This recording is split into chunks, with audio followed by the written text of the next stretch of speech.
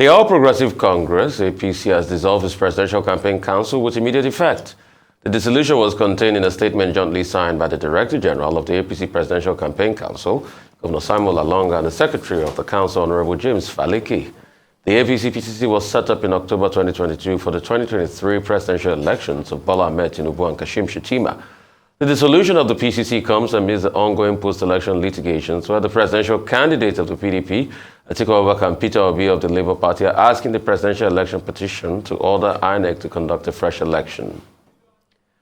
Former Governor of Enugu State, Chimaroke Nnamani, is asking the presidential candidate of the Labour Party, Peter Obi, to withdraw his petition against the President-elect Bola Ahmed Tinubu and join him in the task of rebuilding a new nation.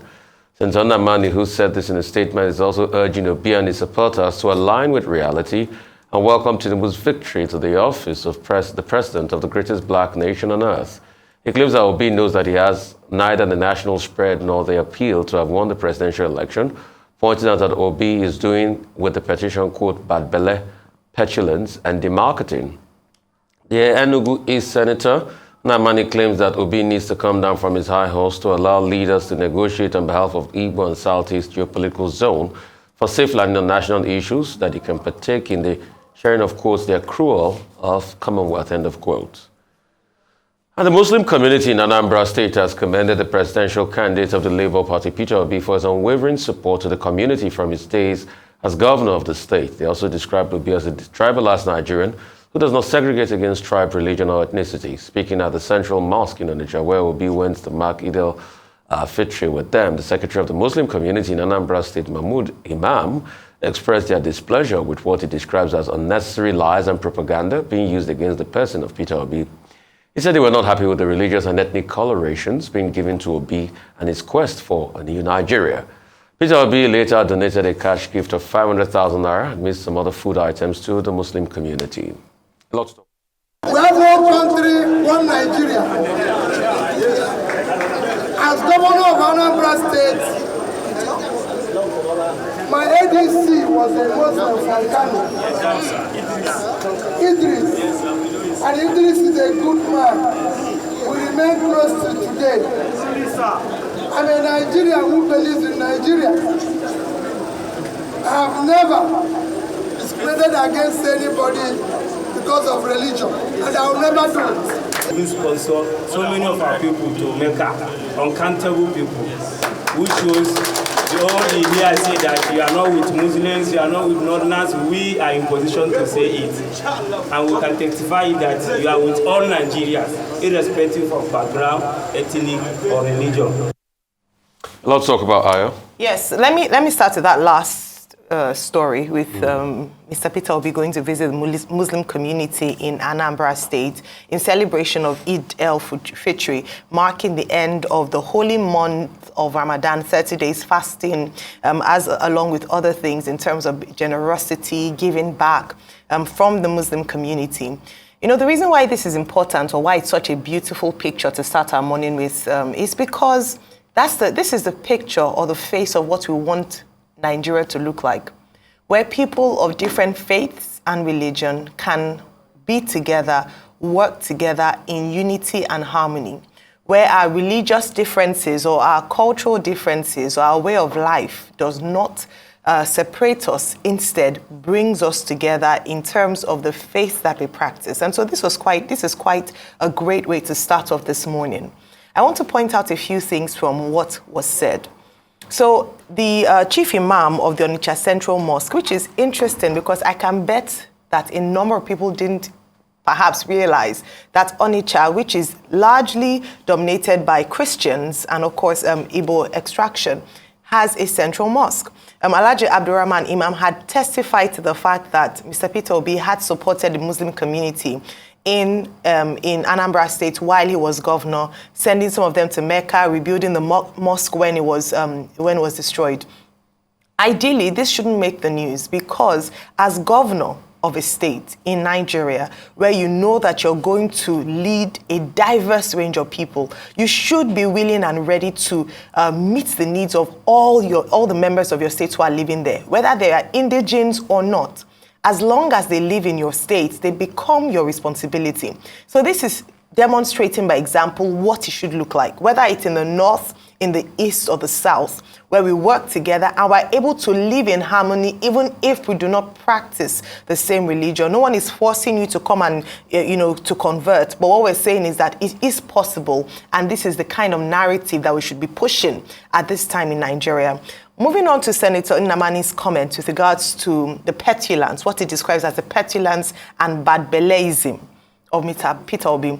I want to just say that it is quite interesting or ironic to say that the APC during the elections had encouraged and said it many times that in fact it became a mantra for a lot of people to go to court.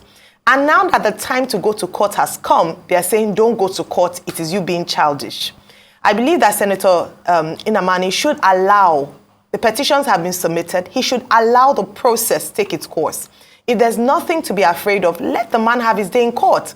Anyone should have the right to seek redress if they feel aggrieved. It should not, that narrative should not be pushed in terms of you're being childish, you're not there for Nigerians because you decide to go and seek redress for what you feel or what the candidate feels was not a fair process. Let him go to court. Let the judge or the court decide who's, what is right or what is not right, and let him stop this narrative of saying that, this is in bad taste, you're just jealous because you didn't win. We need to stop this. We have a court system and a judicial process for a reason in the Federal Republic of Nigeria. And finally, to the first story in terms of the PCC, the dissolution, it's expected. They've won the elections, even though it's still in court, in terms of other candidates challenging it. But it's important to mention, I must give kudos to whom it's due, that over 400 members of the APC-PCC, and they worked tirelessly. You might not agree with how they worked in some instances, but they worked. And so it's time for them to now begin to regroup, to look forward towards the inauguration and setting the agenda, which I'm sure they've already done, to the president-elect becoming the president of Nigeria on May 29, barring any unforeseen circumstances. Well, it's a no-brainer. If the All Progressives Congress says it has dissolved its Presidential Campaign Council, the elections have been concluded, the matter has moved to the next phase, which is, the tribunals, the courts. So the elections haven't been concluded. Simon Lalong, the Director General of the campaign, and the Secretary, James Faleke, issuing a statement saying the campaign council has been dissolved. In the same manner, we expect also that other political parties, even without putting out an announcement, would automatically have dissolved their campaign councils because the campaign is over.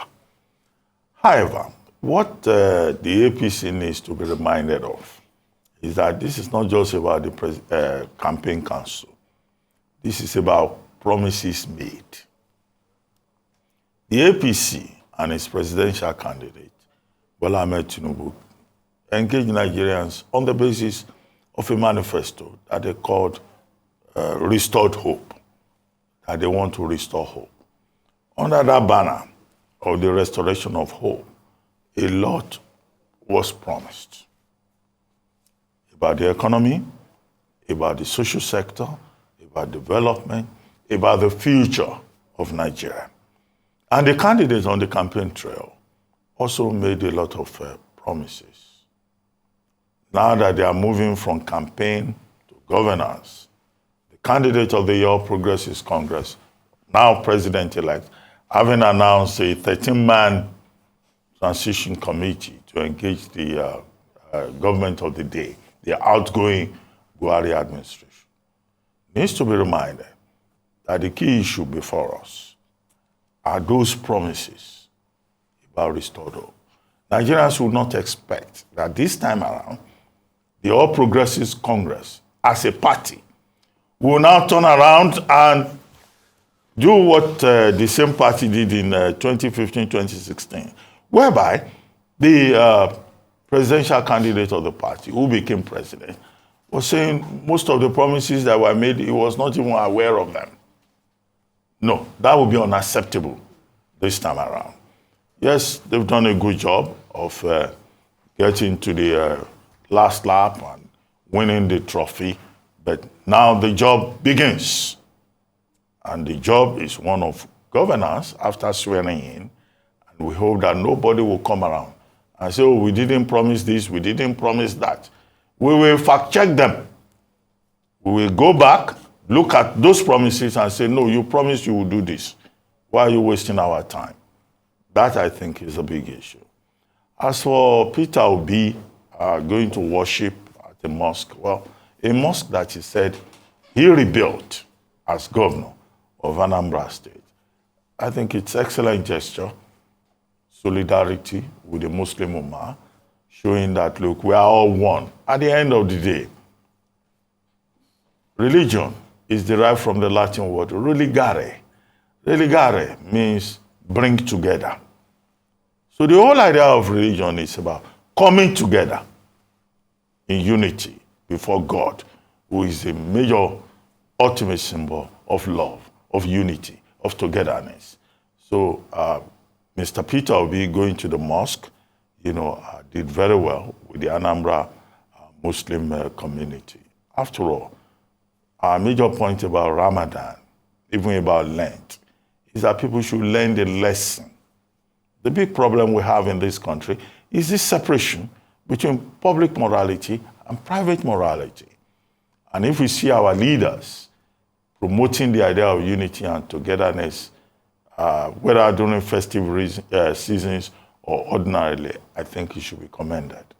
And I think that just as the Sultan of Sokoto, and the Interreligious Council, there's a body called National Interreligious Council, NIREC, as that body preaches all the time, we have to develop in this country a culture of tolerance, a culture of togetherness, a culture of unity across religious lines. And those who go to mosque, those who go to church, those who go to other places, wherever those places may be, they just need to behave like human beings because God is one. And the ideas that we push in those religious places, we would like to see all of that translated into public life. Now, the other issue, Dr. Chimaroke Nnamani, saying that Peter Obi should just forget about his case in court, that he's a spoiler, he's trying to sabotage Bola Ahmed Tinubu. Well, both Dr. Chimaroke Nnamani, Senator Chimaroke Nnamani, representing Enugu East, former governor of Enugu, he's entitled to his own opinion. But his opinion cannot override the opinion of Mr. Peter Obi, who was a candidate in the last presidential election, and who says that there are issues. And he has taken this step, and he has continuously insisted that he will seek legal and constitutional means to put his grievances on the table. And he has already filed a petition before the Presidential Election Tribunal. No individual, not even Senator Chimaroke Nnamani, can say, oh, that petition is dead on arrival. No, it's not the tribunal. You should leave that to the learned persons whose job is to look into those, into the petition and the cross petitions. So he cannot, he's not in a position to act as a court of law over a petition that is before a body of competent jurisdiction. So I think it's Senator Chimaroke Nnamani that we should be accusing of being presumptuous, because it amounts to sheer presumptuousness. For you to say, oh, it's dead on arrival, you are issuing a judgment over a matter that is before the court of law. You should desist from saying that. Otherwise, if he's not careful, the tribunal can charge him for contempt. Esfashikuria. He's an educated man, and I'm sure that, as an educated man, he should know where to draw the lines, where to draw the limits. Peter Obi has not done anything wrong by filing a petition, by saying he needs the tribunal to look into the matter of the February 25 presidential election in Nigeria. So for any individual can express their opinion, but they should be careful not to exhibit contempt. They should be careful not to engage in busybody matters. Because what Senator Namani is doing amounts to busybody action. It's not a party to the matter. It was not a presidential candidate. So what kind of busybody allegation is that? Saying that Peter Obi going to court is a joke, carried too far. That's how he put it. No, Section 149, to be specific, as I conclude, of the Electoral Act 2022 says if you have grievances, you go to court. And that is precisely what Peter Obi has done. So isn't it amazing that the same Senator Namani that lost elections to Labour Party is the one saying all of this? Isn't it amazing? The same Labour Party Senator Namani never believed in. That said, will not really go far in the election, that he's just trying to thwart the chance of the Southeast. But that same Labour Party ended up getting 12 states, isn't it? And Senator Namadi lost in his senatorial re-election bid. In fact, some have argued that if Senator Namadi had focused more on his senatorial bid, maybe he would have been a returning senator now, rather than focusing more on Peter Obi. Senator Namadi doesn't have the moral right to speak about the legal case in court. And like you said rightly, Dr. Bati, he could be charged for contempt. I think he should just allow the court to have its way. Let the court decide on this. You never supported the man, so why are you trying to offer any advice to him now? I ask you, you never supported the man, so why don't you just leave the man alone to be able to go through his legal process and let the court rule as regards this? You are not a party to the matter. The one before you, you didn't win. You didn't win your own senatorial election. You said you're going to support the APC presidential candidate, and everybody says you have a right to support whoever you want to support. So please, this obsession, I call it, with Peter Obi. And really, why is there this obsession about the candidate that came third? Didn't the INEC say he came third? So why is there an obsession with him? It is only in a contest like this I've seen that there's never been so much obsession with the man that came third. Everybody wants to pull down the man that came third. I mean, people have won the elections. Keep it moving. But why is there this obsession about the man that came third? I ask. Because it's just a carryover of that obsession that we're seeing. Cases have been filed in court. Even the APC had given their response. I think probably trial will start anytime soon. Let's just watch the interesting fireworks coming up. We expect Senator Namani to know all of this, but you can't take it away from him. He's done a lot for his country. Very erudite professor, medical professor. But it's time to leave all of this. Concerning Peter Obi going to the mosque, it's not supposed to be a big deal. Because that's the kind of nation we want. That irrespective of religion, we are united, we are all Nigerians. But you see, the truth is, and I hope this will shame all the people that said Peter Obi was a Christian candidate, and how they tried to blackmail him and said, oh, he's got nothing to do with Muslims at all. But I'm sure they will see the empirical facts right in front of them. And you see, the people that peddle this religion to divide us, when religion is supposed to unite us, should remember that the true religion we should preach is our character. Can you really say the character of our politicians represent their religion? A man that divides people in the name of religion because he wants to win election, can you truly say, like the Yorubas will say, his character represents his religion? Why were Christians called Christians? Because they had the character of Christ. Why Muslims? Because they had the character and the adherence of our Prophet Muhammad sallallahu alaihi wasallam. But can people truly say they are from a religion in this country and their character speaks volumes and people say they are good Muslims or Christians or traditionalists?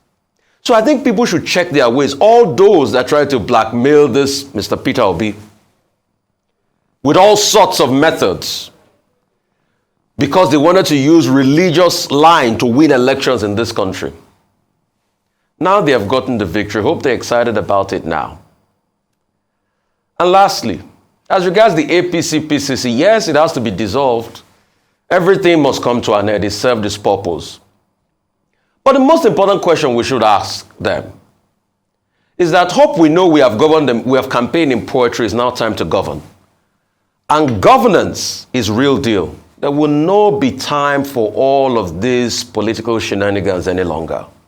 It will be based on your results. It will be based on your result on the first 6 months on the economy. It will be based on your result on the first 6 months as regards giving student loans.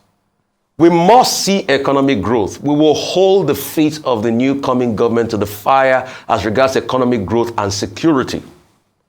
And if we don't see results, we will speak about it. I would also give advice and counsel because Nigeria belongs to all of us. We have left the political campaign scene now. It is time for governance. And the over 200 million suffering Nigerians not fit hear story again. No. This not be time for story. Make una show working, action. If una show working, we go prisoner. If una not show, we go talk.